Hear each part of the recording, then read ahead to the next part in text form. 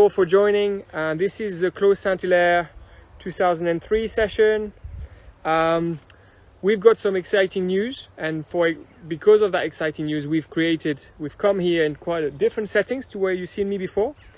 I'm actually in the Clos Saint-Hilaire, the very parcel that comes into the bottling that we are going to talk about today. So, you know, for an exceptional moment, we come to an exceptional setting. And we've got a lot to talk about, so just let's start. I know a number of you are always keen to hear about the history. And actually the Clos Saint-Hilaire, there is quite a lot of history to talk about. Actually, until 1964, the Clos Saint-Hilaire was the family's orchard and the garden. It was like almost a play area as well for the children until the 5th generation.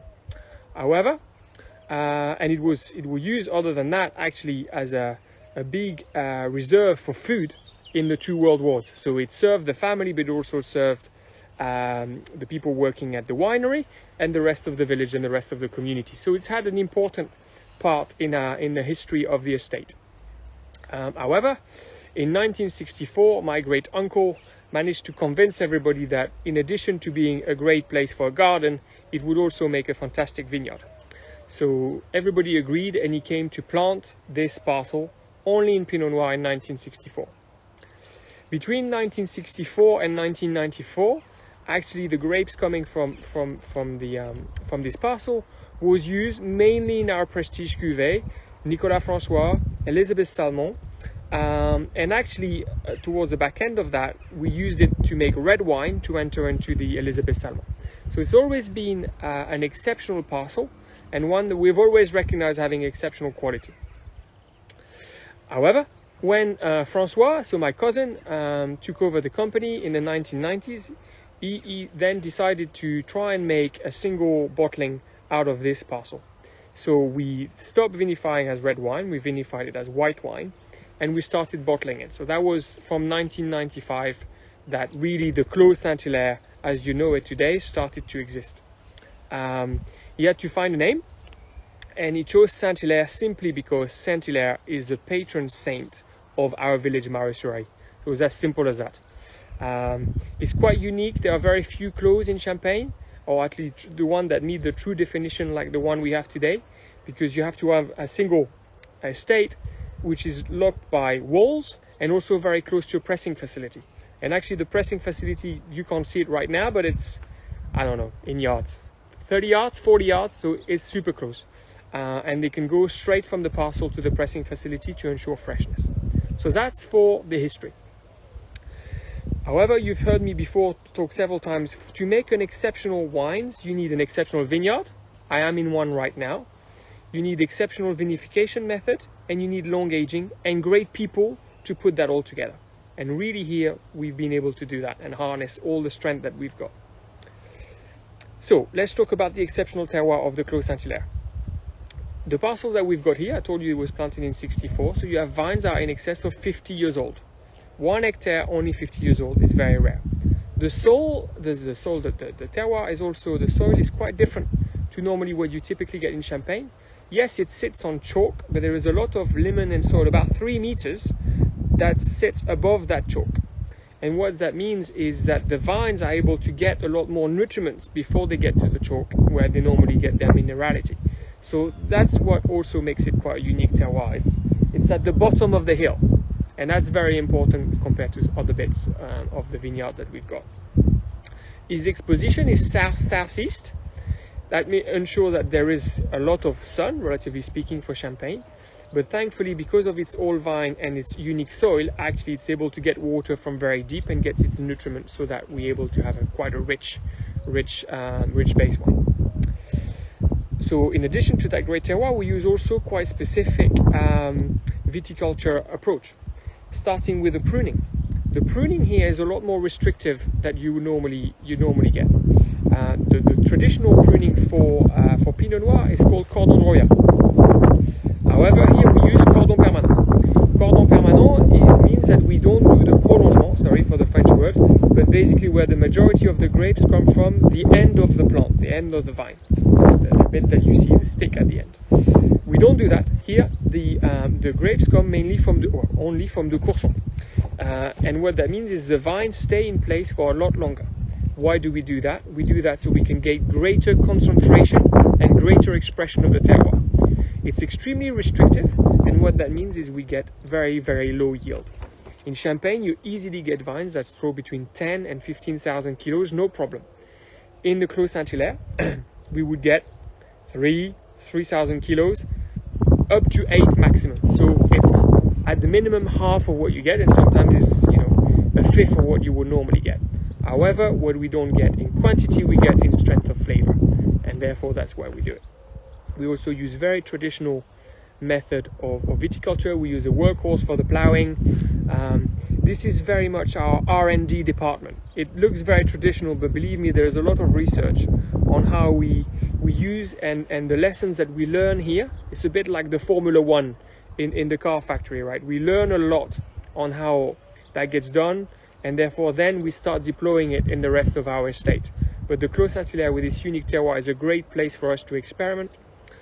You know that the family motto is give priority to quality and thrive for excellence. And I think you've heard me before saying that the way to do that is challenging yourself all the time and experimenting and accepting that sometimes you make errors, but you're trying always to learn and do better. And the Clos Saint-Hilaire is one of the great tools of Billecart-Salmon to be able to achieve that. So that's terroir. Let's talk about vinification. From this great terroir, we get amazing grapes. They get pressed very close to here. How do we vinify them? So this is one of the wines, the only one done that way with the Brut sous bois, which is 100% vinified in barrels. Some of you will know from previous presentation that we have over 400 barrels at the Billecart estate. However, for this one, we use about 10. They are individually selected by Denis Blais, who is the person that looks after the clos and its vinification.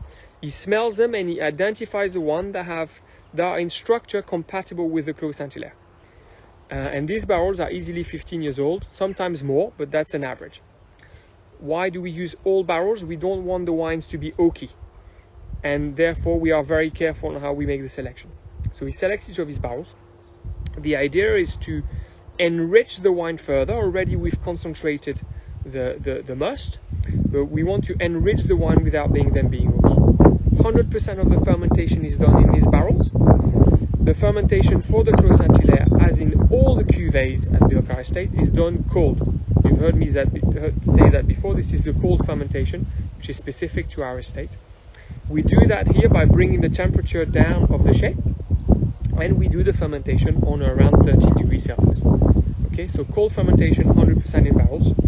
No malolactic fermentation for the technician amongst you. We know we're going to age it a long time, and we want to keep the acidic backbone, which is all important for the freshness. He spends about 6 months in barrels. So we do the soutirage around April, May. Then it goes very shortly in a stainless steel tank before being bottled. That's roughly how it works from vintage to vintage. Okay, so there's the rough parameters on how we make Clos Saint-Hilaire. However, this is a vintage champagne. Single parcel, single type of grape, single terroir, and single year. And the year we are talking to you today is 2003. Every year is different, but perhaps that one was more different than all the rest, because it was an extremely challenging year in Champagne and in France generally to make exceptional wines. Why? So we saw in 2003 a reasonably warm winter. All things considered. At the time it was considered warm, now it would be considered normal. Where it's starting to differ, and the warm winter means we had early maturing of the vines. All of that is fine until you get to frost, and we got very deep frost in April. And with that, a lot of the vineyards across Champagne took a big hit. Okay, and it was really difficult and very low yield. That's one of the uniqueness of 2003. Then what happened is we got very high heat. So already you have a vine that was going to concentrate its effort on a small number of fruits, but then it got high heat, and therefore that concentration was really magnified, and that was very important. Vines lack water and work really hard to create very small fruits of deep concentration. Sometimes, let's be honest, in many places it went too far. Too much maturity, too much oxidation, and I think this is quite different. The result of all of that is we harvested in late August. what is common, almost common now, was not common then. Harvesting in late August in 2000, it was quite a rare occurrence. But we only harvested 3,000 kilos, which is tiny, even for the Clos Saint-Hilaire. So we had mixed views and mixed expectation about that particular vintage because we know very few people managed it. However, we vinified it individually because on paper it could do an exceptional wine. With the rest of the tasting committee, we frequently review what's in the cellar, and when we had to create the Cuvée 200, which is the bicentenary Cuvée we released 2 years ago, actually half of that bottling, which was about 2,000 bottles, half of that bottling went into the Cuvée 200, the bicentenary Cuvée. So when we said the bicentenary Cuvée was a multi-vintage of 2000, 2003, 2008, 2012, actually the 2003 component was the Clos Saint-Hilaire component. So that's left just slightly over 1,000 bottles in our estate, which we thought we would just enjoy for ourselves. However, because we taste all things blind and we like to share, when we retasted it in 2018, not knowing it was 2003, we were extremely surprised by the quality of the wine we were tasting, because we were tasting a raft of different clos side by side. And it showed a freshness that I will comment on in a minute, and we were extremely surprised. But because the tasting experience was exceptional, we decided to release it. Why is the quantity so low? The Clos is already always tiny quantity, but on this occasion, we're releasing the Clos just for a few people because it's only 1,000 bottles that will be all numbered.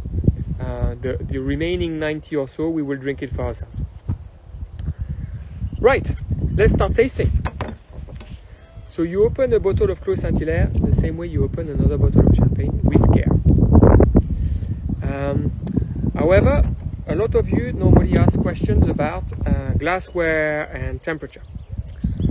I tend to be reasonably flexible about what you can and can't do depending on the cuvées. However, for the Clos, you do need to be a little careful. If you want to get the full subtlety of the Clos Saint-Hilaire, you really need to use broad glasses such as these, wine glasses, and don't hesitate to use even white wine glasses or red wine glasses. Also, the temperature of service. Temperature of service, we got it out of our wine fridge about half an hour ago. So the wine fridge is at about 10 degrees. So right now it should be around 12. You can have it colder. I know a number of you like your champagne colder. The challenge you're going to have is I don't think you're going to get the full expression of the terroir and the uniqueness of that champagne if you drink it too cold. So up to you, but if you want to get the full subtlety, it's really important to at least try and have it a little bit in a broad glass such as this. Right, let's talk about the wine. The color, I think you can see better than when I do these tastings inside, is really deep yellow. Okay, why is it deep yellow? Well, first of all, it spent 17 years on lees. That's an awful long time for champagne. It's 100% Pinot Noir, and it's not filtered, so you get a lot more particles in the vines. So the color is deeper that you would normally get in champagne, even deeper than a Nicolas Francois or Brut Savoie, which was already quite deep. On the nose, for me, is possibly the easiest, except the rosés, the easiest wine to recognize within the Billecart range. It has a depth to it, a depth of Pinot Noir and a slightly more oxidative style than you would typically get in Billecart-Salmon. Why? 100% barrels, old vines, great concentration, and long aging on these gives you that expression. Okay? And in terms of flavor, you're going to get onto dry ripe apricots, slightly nutty, and a slight saltiness, which bodes well for the signature and the freshness you are going to get later on. And then the actual taste.